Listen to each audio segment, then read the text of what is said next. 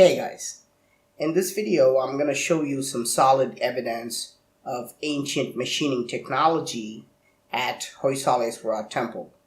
There's something very strange about these pillars. If you look closely, you can see these minute circular marks all around the pillar.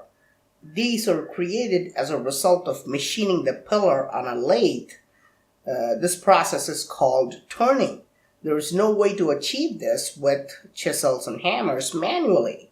If you look at these pillars, it is crystal clear that they were made with machines. In fact, archaeologists agree that these pillars were created in a lathe, but offer no convincing explanation as to how these huge pillars were machined 900 years ago. Nowadays, we are able to create these fascinating grooves and designs on a lathe, but machining a 12-foot tall stone pillar would be a very difficult job even today. So, how were these pillars created with amazing perfection in ancient times? Did ancient builders use machines and advanced tools just like what we use today? If this is true, is it possible that they also carved these machines or tools in this temple?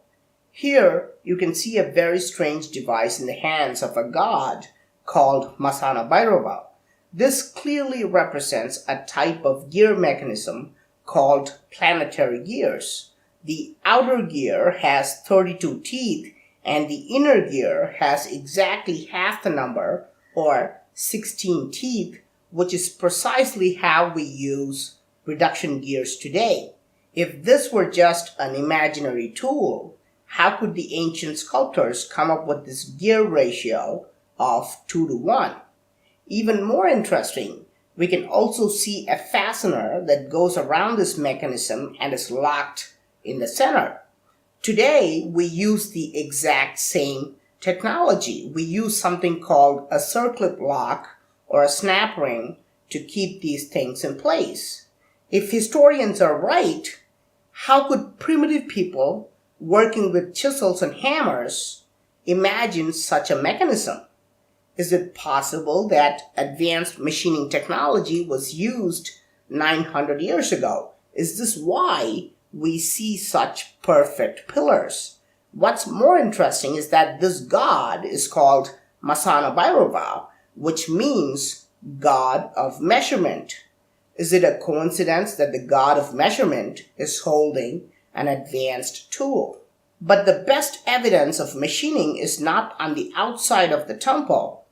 Let's go into the deep, dark areas of the temple and see if we can find more evidence. Here's a 7-foot tall god with the most uncanny ornaments. His crown is adorned with skulls which are less than 1 inch wide.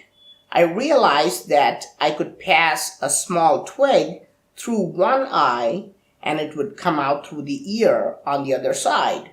The twig can also be passed from ear to ear and also ear to mouth and any way you want. What does that mean? It means that the entire skull is hollow inside.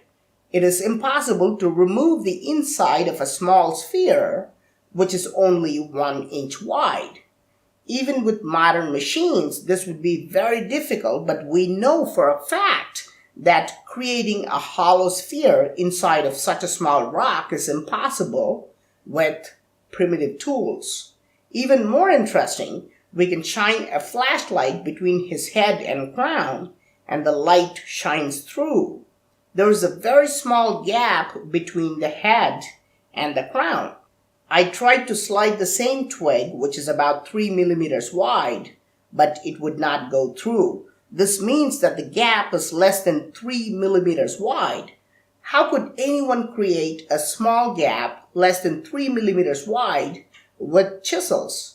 Is it possible that the small skulls, crown, and other pieces were carved out of separate rocks and then fixed together? No, archaeologists confirm that this 7-foot tall figure is made out of one solid rock. I've always wondered why the carvings in the darkest parts of the temple have the most intriguing details. Here's a woman who's wearing a large, thick necklace.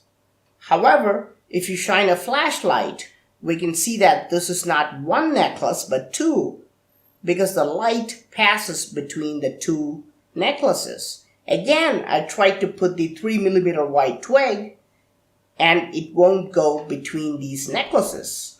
How do we explain these extraordinary sculptures made 900 years ago? Now, the Hoysaleswara temple is famous for housing the 6th and 7th largest monolithic bulls in India. However, in terms of beauty, they are ranked first and second. This is because they look like they have been created with machining precision. For example, look at the level of polishing. You can literally see your face like a mirror. And this is after 900 years of corrosion and damage. So you can imagine how perfect they would have looked at the time they were created. Is it possible that this kind of polishing was done with machines? Today, we use tools like the rotary burr for this level of polishing. If you look at modern-day drilling and polishing tools, they look like this. Were tools like these also used in ancient times? And more importantly, are these tools also shown in the temple's carvings? Here we can see a tool that almost looks identical to the rotary burr in the hands of a deity. Here's another one that's holding a slightly different tool. Note that the devices look the same, but are not identical. The ridges are different. The drilling and polishing tools we use today also have different ridges for different types of outcome. Around the world, we can see gods holding this mysterious tool that is thought of as pine cones.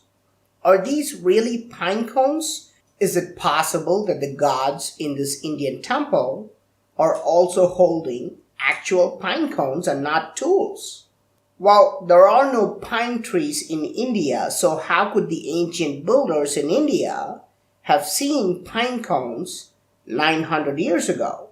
Since that is not possible, is it possible that these gods shown around the world are holding an advanced tool that was used for machining technology? Is this how the world's greatest megalithic structures were built? Also, many of these quote-unquote pine cones shown around the world are depicted with a long base, just like any modern tool. In a previous video, I've also shown you a telescope carved in the same temple. How was this created without using machines? So, what do you think were advanced machines and tools used 900 years ago? If they were not used, how do you explain these turn marks and grooves, holes that are less than 3mm wide, and incredible polishing? What about these planetary gears and strange tools? Please let me know your thoughts in the comment section. I'm Praveen Mohan. Thanks a lot for watching. Don't forget to subscribe, and I'll talk to you soon. Bye.